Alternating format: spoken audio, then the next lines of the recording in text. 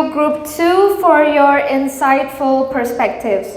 And to recap, Group 2 emphasized several key points like the silent burden that leads to mental toll, child abuse and neglect, identity theft, children's relationship with parents is negatively affected, and finally, digital footprint risk. And now that we've reviewed these arguments, does any group have any question for Group 2? Please feel free to ask them.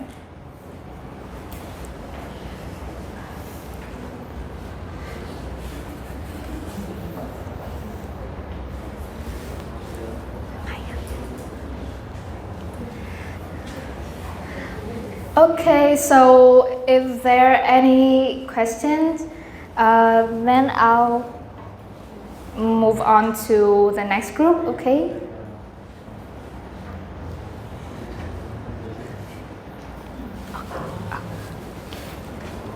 I have a question on the matter of identity theft.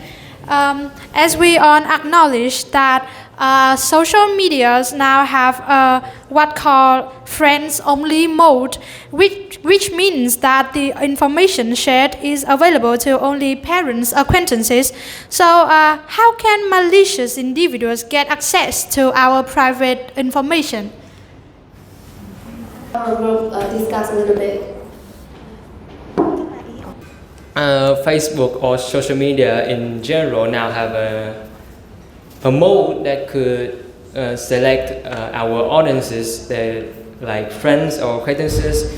So, and how the mode could affect identity theft.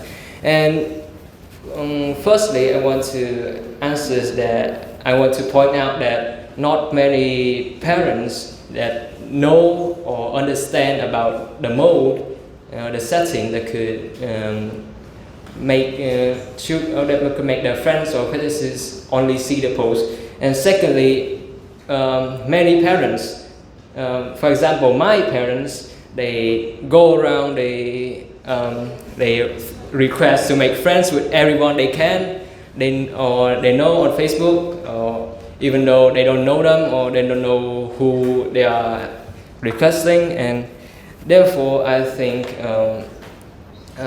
that is the two main reasons that by sharing many potential identity thieves could appear. And I think that is my answer.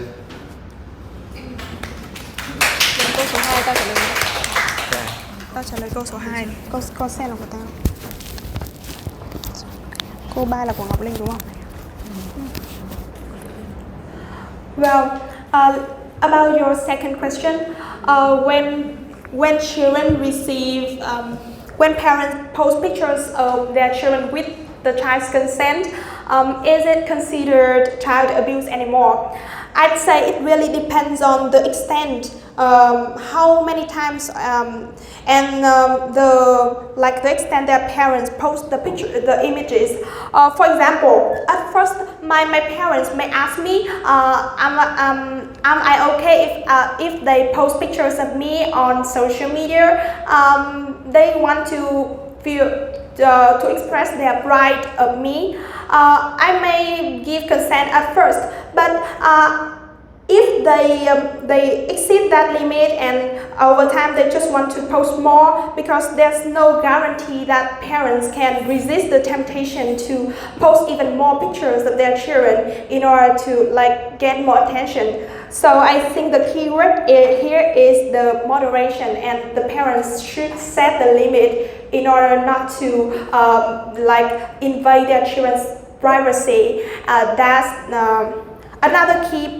another circumstance is when some children actually they want to become child influencers. They want to become famous. It's another case, and if the child really want to be famous, I think it's no longer child abuse anymore. That's my answer.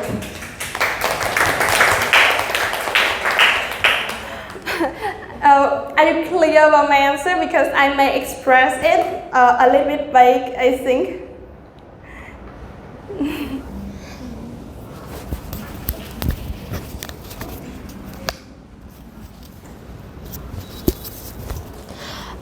About the example that I provided, I would say that I provided that example because I was talking about embarrassing moments that the child might appear on the internet. Of course, the parents are not those who directly took those pictures in that event, but the reason why she was taken picture because she was famous by the picture that the parents had taken, like the cute face of Pam on the internet has taken the internet by storm, so that she got famous. But the thing, we think that because we are children, so we think that Pam is not old enough to show her parents that I want to be famous, I want to be posted my face online. So I think that just like Justin Bieber and Gigi Hadid, they all have family and they have kids, and they have never intended to show their kids' faces or never intended to post any pictures about their kids' face. And they even prevent the paparazzi to take pictures of them. So I think that sharing is not just only about their own parents posting on their own, but it is more also about protecting them from the internet as well. It's not really clear in the definition, but somehow I think that to say about a term, we need to know more about some more perspectives. If we want to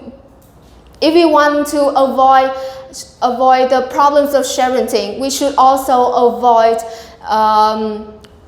other people taking picture of their kids as well. That's why we want to present.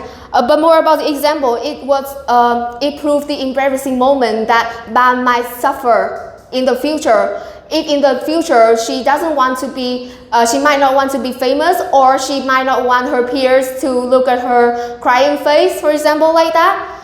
So I think it can be a good example because it is updated as well. It just happened like nearly a month ago, and we are children, so we think that it can somehow show our anxiety and worry about the media. Questions for group 2? If there is no other questions, so I have to thanks to all the members of group 2 for your sharing of valuable insights.